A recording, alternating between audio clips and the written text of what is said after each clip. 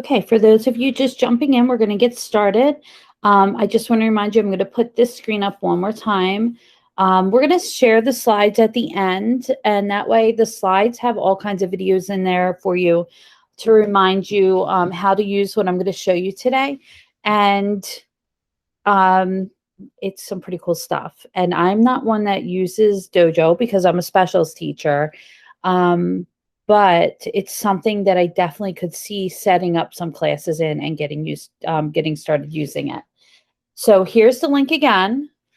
So if you have any questions for me, all you have to do is click on this link right here, and it will open up a new tab, and it will go right to, I have my phone going on, so it will come up in a separate screen for me to see your questions. Okay, so let's get started.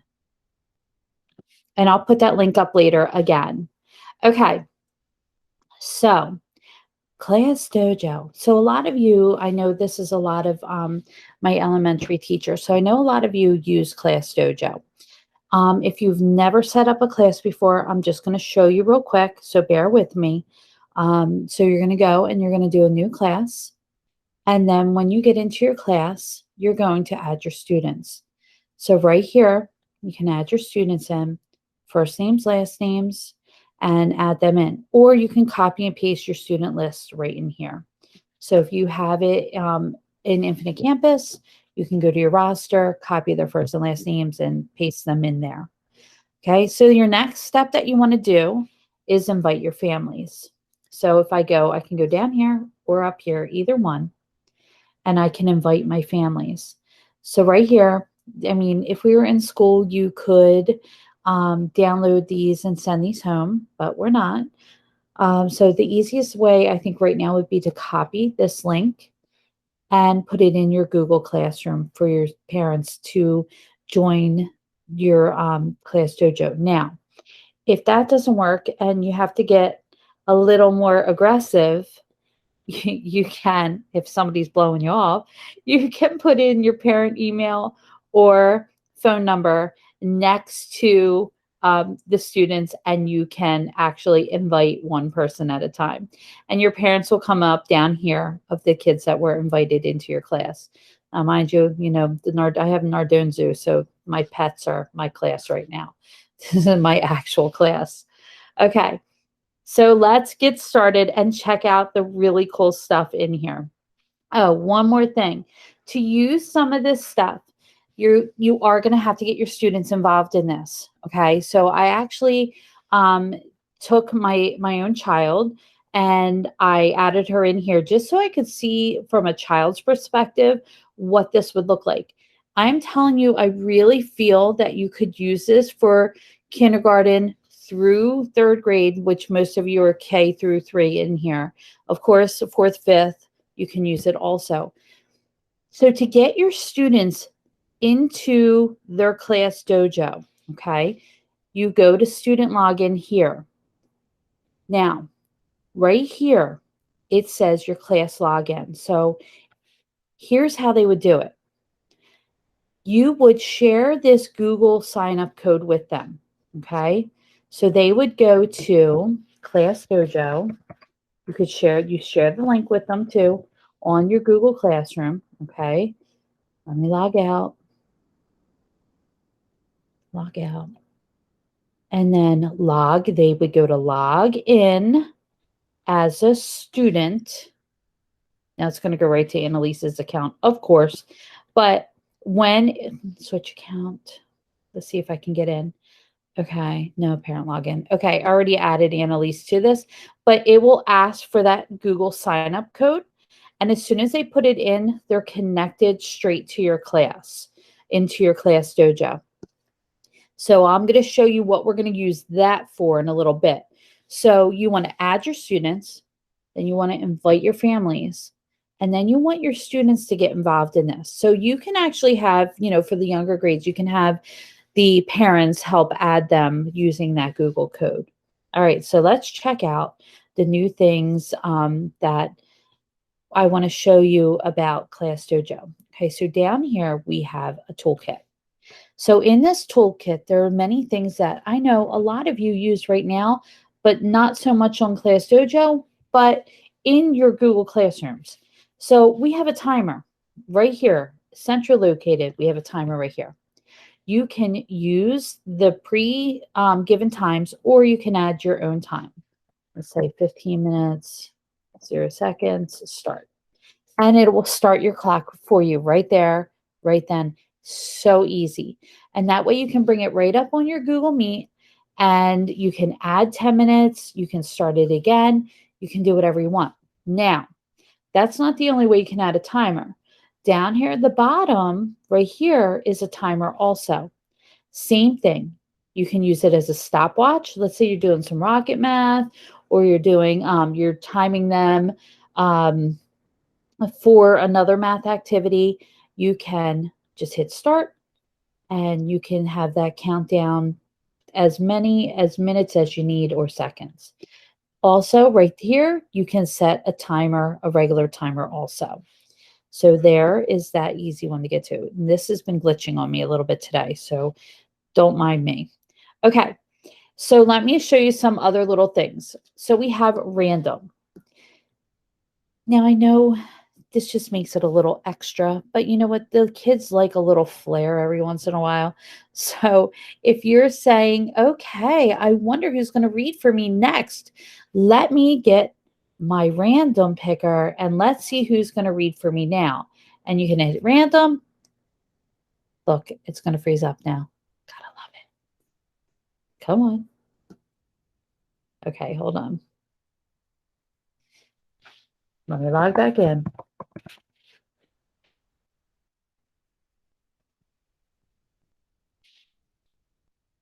Okay, let's go back in. All right, so let's go back to our toolkit. I'm going to hit random, and it picks one person out of my classroom by random, just a random picker. So if I want to say, okay, who's going to be reading next, pick again, and it'll pick the next person. Okay, so that's just a fun little, little tchotchke that you can use that, the kids like a little something fun every once in a while. All right, so the next thing is the group maker. So if you want to make totally random groups with no bias about anything, this is the way to do it. Now I know, because I was a classroom teacher myself, how difficult it is to sometimes make a group, because one person can just throw off a whole group. But if you want a totally non-biased group, all you need to do is grab this group maker, click on group maker, decide how many people you want in each group. So I don't know how many kids are in my class, but I'm going to, don't group together. Check this out. Don't group together. Choose students.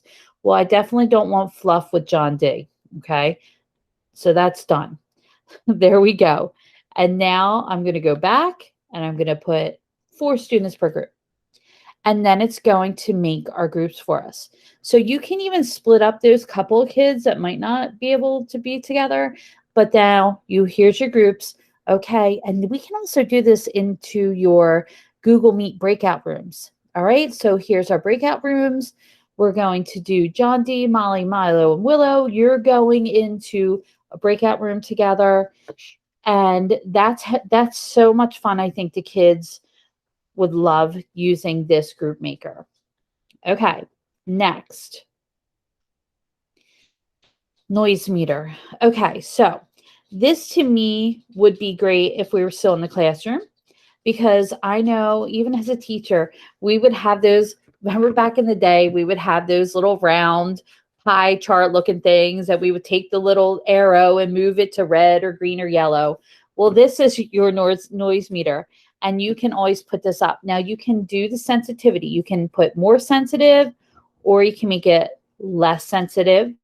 And that way the students know where their voices need to be. So this is a good thing to keep in mind when we're back together and in the regular classroom, the noise meter. All right, next in the cool toolkit, I'm going to jump around a little bit.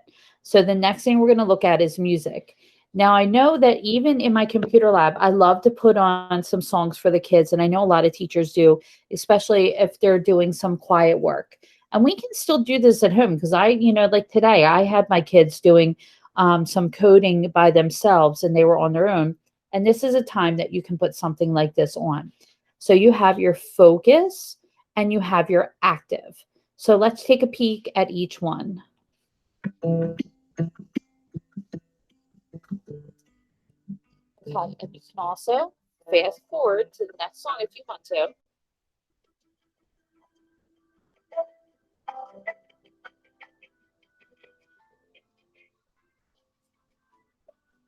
Okay, so that is your focus. Now let's look at active.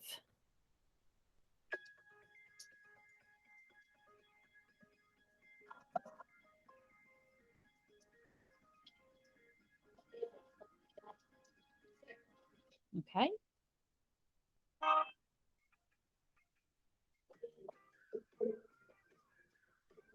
So I think what I like about this is the songs really aren't too cheesy because I mean, I look at it this way. I remember one time when I was sitting in school and I put on like the Selena Gomez channel. Like what could go wrong with the Selena Gomez channel? Well, it did go wrong. So now I stick with Kids Bops or Disney. Not much going wrong there. But this is, I think the music's not too cheesy and I think it's pretty fun. So, that's a good thing to look at is the music also. Okay, so here comes some really cool things. Now I watch even going classroom to classroom when we were doing hybrid. I was watching teachers every morning would put up their morning assignments on the board. They would put up the directions, brain break, and even for the online kids, I was watching the teachers put up different banners, go to specials, do this, do that. Okay, so these next two things can really help you with that. And like I said, everything is all encompassed in one spot. It's nothing that you have to go look for, which I think is amazing. All right, so directions. So usually in the month of December, I do a little project with my students called Our Gifts to the World. And it's what they would do if they could give anything to the world, peace, love, um, any clothes, food for the hungry, whatever, our gifts to the world. So what I can do is I can make up the directions for that and I can post them. Now, to make up directions, all we have to do is click on new. Okay, and let's name our activity. So our activity is going to be math, this one. Okay, so you want to make sure to check, ah, make sure to check the signs. Okay, and then I can add that. Okay, recheck your answers. Okay, so you can add what you want the students to do for each assignment. Now you can save it for later. So you can plan this days in advance. You can plan it 2 minutes in advance, whatever you want. But when you're ready, you click on Start Now, and it comes up real nice for them. And you can post this right here on your Google Meet, or when we're back in the classroom, you can post this on the board. And that way, the students have a visual on what they really need to do, and just so you can keep it real simple for them, step by step. So if we go back, directions. Okay, so I did like open Google Docs, create a blank doc. Make sure you're writing 5 or more sentences. Describe each gift and why you're giving it. So you can put your steps, step-by-step directions right there. All right, the next one we're going to look at is today. All right, so today is really cool. And don't mind me, I made a spelling mistake in here somewhere. Okay, so in here for today, as soon as you click on it, the date's going to come up. So as you go through your day, you can write new things like don't forget to finish. You're going to love this one.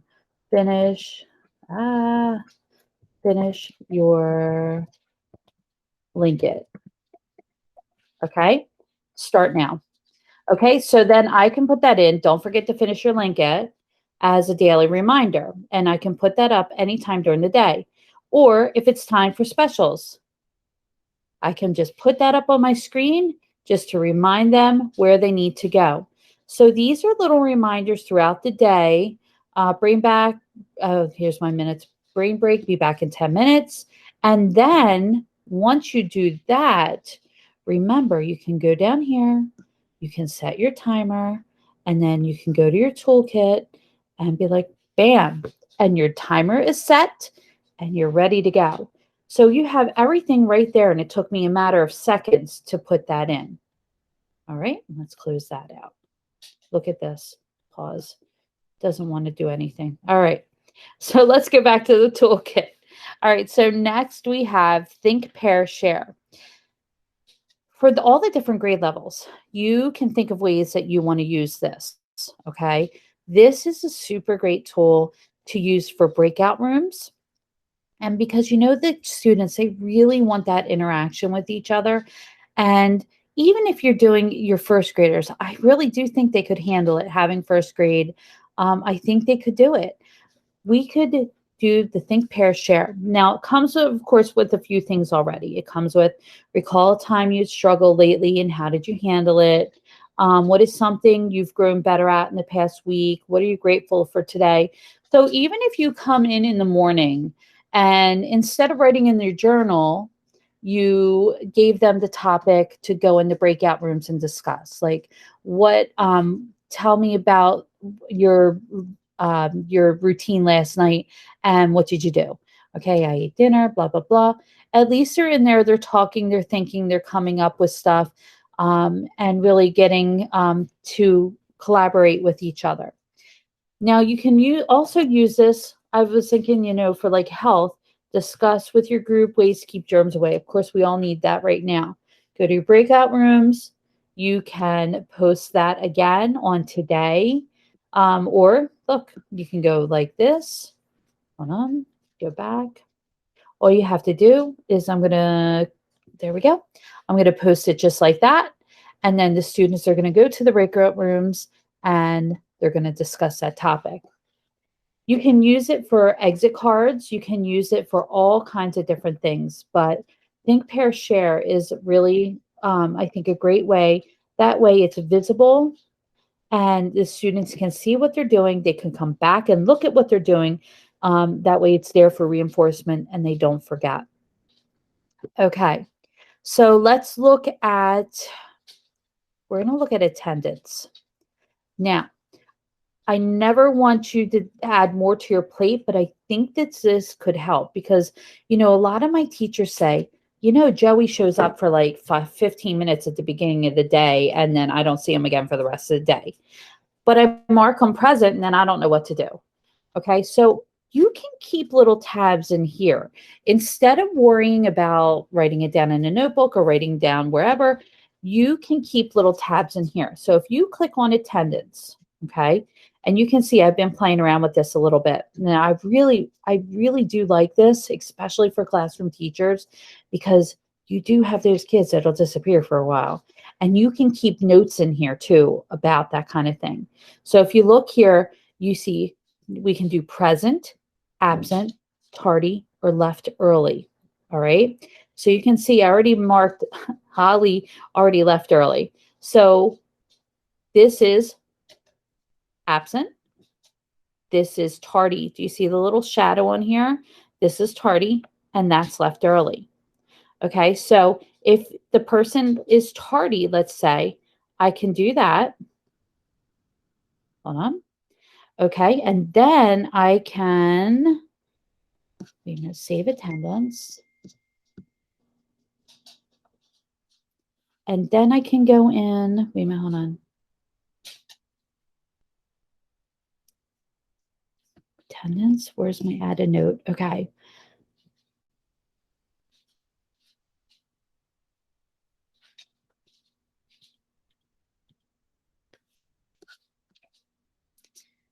Okay, why don't I see that? Save attendance.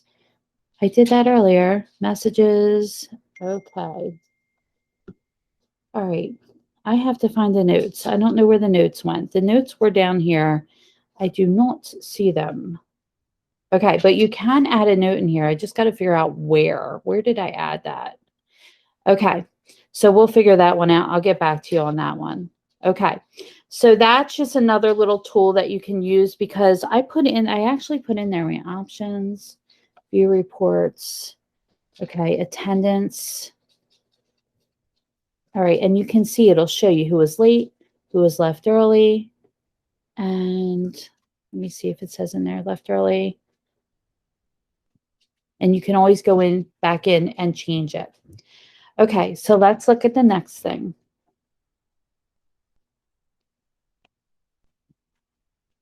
All right. Next thing is your point system. You guys already know about this. A lot of you can use this. I'm going to go into multiple students, and I can choose my multiple students to give points to. Okay, so if I go down here and I give feedback, okay, I can do positive or needs work. Okay, so if they were on task, I can give them on task. Okay. Oh, here's where I can add a note. Here's my add a note. Okay. So if I can add a note, add a parent note for 3 students that were on task. Oh, but that's not a, I'm telling you, there was add a note for the other one too. Okay. So you can go in and at any time you can go in and add more tasks to, let's say Willow needs to stay in their, I don't want to say stay in their seat, but needs some more positive reinforcements with raising their hand. So you can add those kind of things to your positive notes also. Negatives, I try and stay away from negatives unless it's really, really bad. Because, you know, if your parents are connected to this, they will be able to see everything. So if you have that one student that they need to see everything, then this will be a great thing for that. All right, so the next thing are portfolios.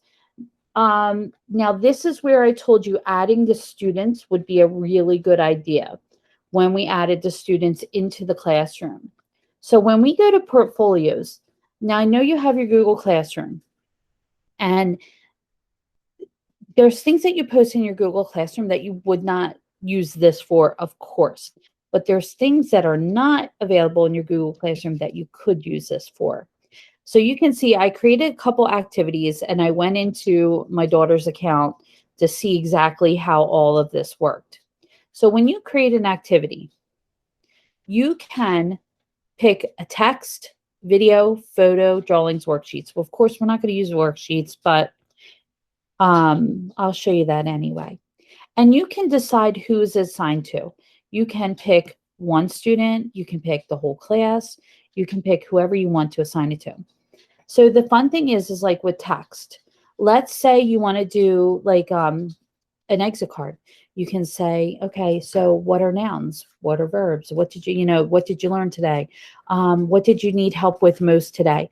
And you can post that and assign it in the classroom. Okay. The next thing is video. Now I like Flipgrid and I love Flipgrid, but here's the thing. You can do videos right in here. Okay. Right in here, you can do videos and you can send kids the videos and have them record and send them back. So I'll show you one that I made right here. Okay. So I made, who is your favorite character, Ramona Beesis? So here is my introduction. Everyone, I want you to tell me your favorite character from the book Ramona and Beezus that we just read. I want to know why they're your favorite character and maybe something they may have gotten themselves into that makes them your favorite. Have fun. Good luck. I can't wait to see your responses. Okay. So then after you post that and you assign it to the students and you tell them what you want to do. So I pretended I was a student and I did a response back. You can like it, you can comment on it, and here is my response. My very favorite character is Ramona because Ramona is just so crazy and she's funny and she's sweet and she's kind, but she's a strong girl and she can get herself into situations, let alone her class picture was a disaster. So that's why she is my favorite. Okay, so that's what I feel is so cool about this is because you're already using Class Dojo. There's nothing more to set up. There's no classes to set up. There's nothing.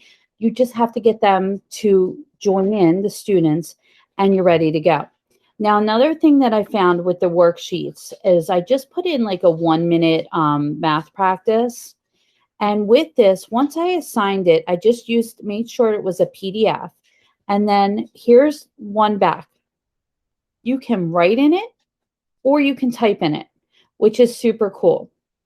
And then the students will send it right back to you and you can check it. But again, I know that Google Classroom is so much easier for that.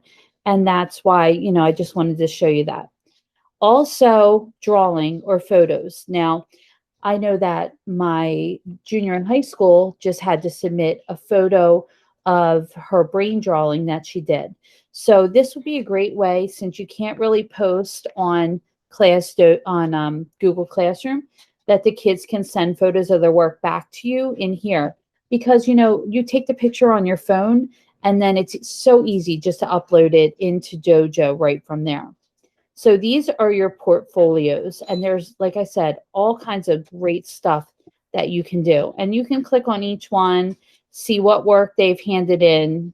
Fluffs, activities, submissions, pictures, videos, drawings, text entries will be added with teacher approval. So you have to approve each one that the students send in. So as soon as it comes in, you just hit approve. Okay. Reports, I showed you reports.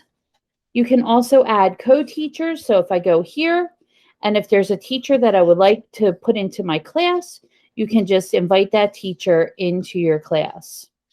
All right, here's your skills. This is where you can add more skills. You can do positive points only. You can do no points.